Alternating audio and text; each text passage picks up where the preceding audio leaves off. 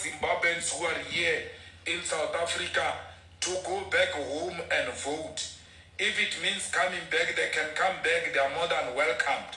But they must do the right thing and go and vote. No one is going to fight for these Zimbabweans who are loitering the streets here. They are their own liberators. For once, they must take responsibility and get into buses and go home and vote. Zimbabweans are called upon to go home and vote and stop blaming other people for their own misfortunes, which they've got solutions to. And that solution is August 23, 2023, where they will vote for a government of their choice, which will restore peace and prosperity in that beautiful country. So let me get this straight, Mr. Malema. Who are we supposed to be liberating ourselves from when we're a liberated country? We're one of the only African countries that liberated itself by the gun. And then you, Julius Malema, from a South Africa that failed to liberate itself.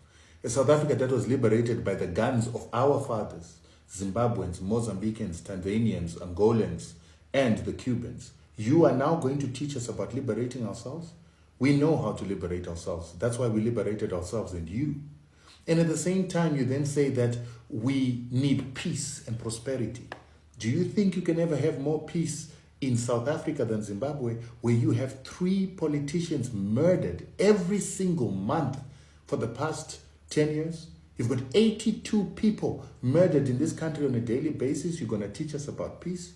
I think we know what peace is in Zimbabwe. Zimbabwe's problem is not elections. Zimbabweans have been voting for the government that they want for the past 43 years.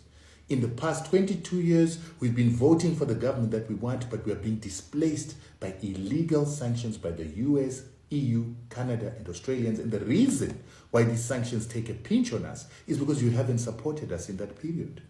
So we have voted for ZANU-PF. In 2018, Zimbabweans voted for ZANU-PF and gave it a super majority. In fact, most of the supermajority came in by-elections over the past 2 years.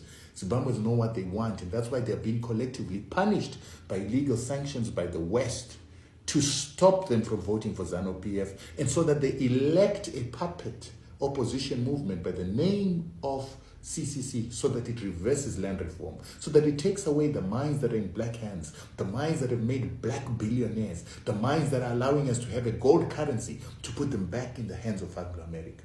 Now, if you say you want to do land reform in South Africa, how are you going to do land reform when you speak against a liberation movement that taught you about land reform?